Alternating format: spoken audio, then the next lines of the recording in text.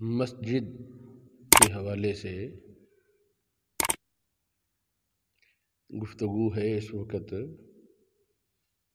مقصد یہ کہ تحیۃ المسجد یہ مسجد کا حق ہے۔ ایک آدمی جو بھی مسجد میں آئے مسلمان، اس پر اصل یہ ہے کہ وہ پہلے 2 رکعت پڑھے پھر بیٹھے، اور اگر آتے ہی وہ جماعت میں شامل ہو جاتا ہے یا آتے ہی کوئی فرض نماز پڑھتا ہے تو یہ خود بخود اس کے تحیۃ المسجد ادا ہو جائے گا۔ اگر آنے والا آیا اور ایسا وقت ہے جس وقت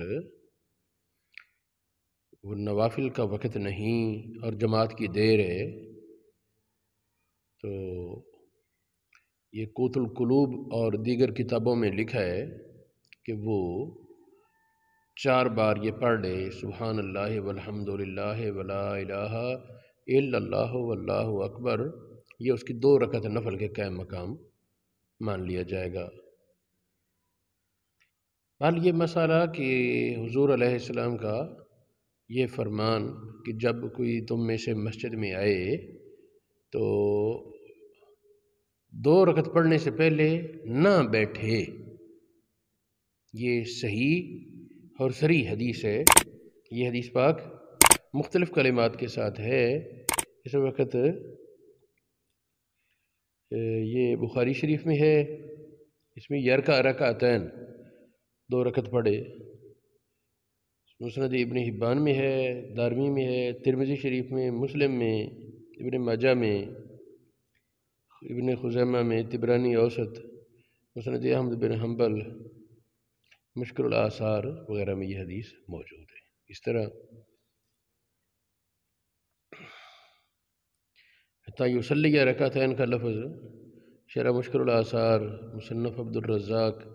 موطا امام مالک، مصنف ابن ابی شیبہ اور بخاری شریف وغیرہ میں یہ موجود ہے۔ پھر ایک اور اسی حدیث کی عبارت ہے، اذا سمعتم الاقامہ، جب تم اذان سنو، فمشوا الی الصلاۃ، نماز کی طرف جاؤ، وعلیکم السکینۃ والوقار، اس حال میں کہ تم پر سکون اور وقار ہو، ولا تسرعوا، دوڑے نہ لگاؤ مسجد کے لیے، ما ادرکتم فصلوا، جو پالو نماز جماعت سے پڑھ لو، ما فاتکم فاتموا،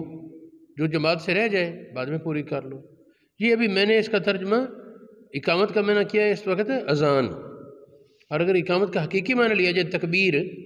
پھر اور زیادہ اس کی وضاحت ہو جائے گی۔ جب تکبیر سنو تو دوڑو نہ، آرام سے چلو، پھر بھی ٹھیک ہے۔ یہ حدیث بخاری شریف میں، مسلم میں، جامع ترمذی میں، مسند احمد بن حنبل میں اور سنن ابن ماجہ میں موجود ہے۔ ایک اور حدیث ہے جس میں فرمایا اذا اتیتم الصلاۃ، جب نماز کے لیے آؤ، اس میں تکبیر سننے یا اذان سننے کی بات نہیں، فعلیکم السکینۃ، تو تم پر سکون لازم ہے۔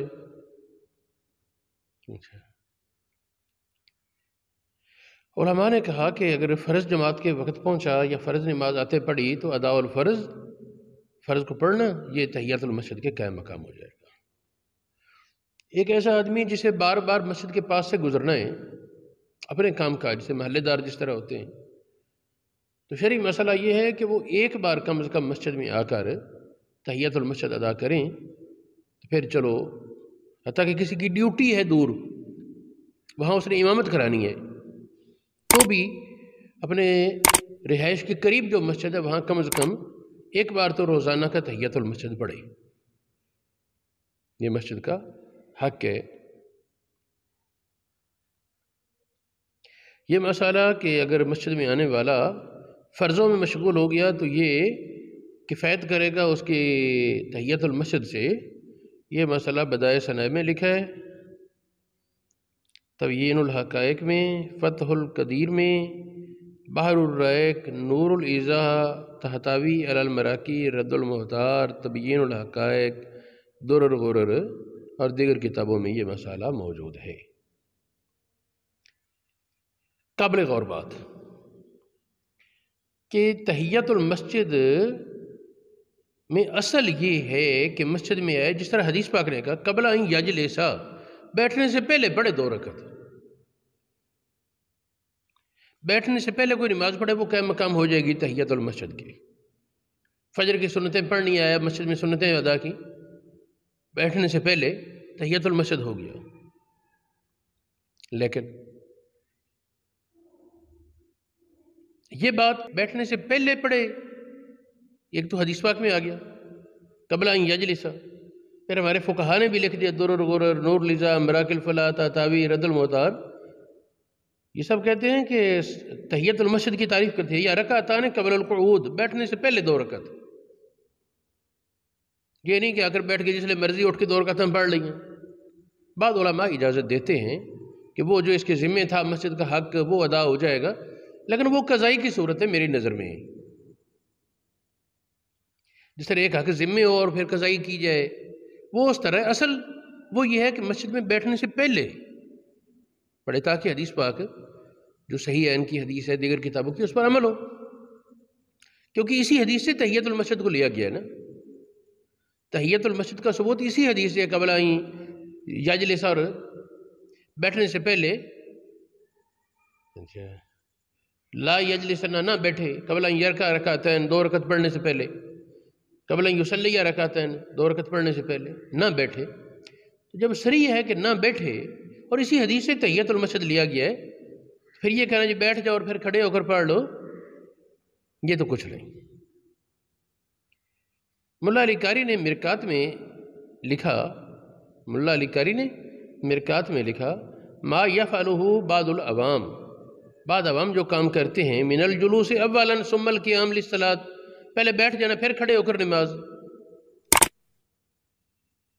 باطل لا اصل لہ، یہ باطل ہے، اس کا کوئی اصل نہیں۔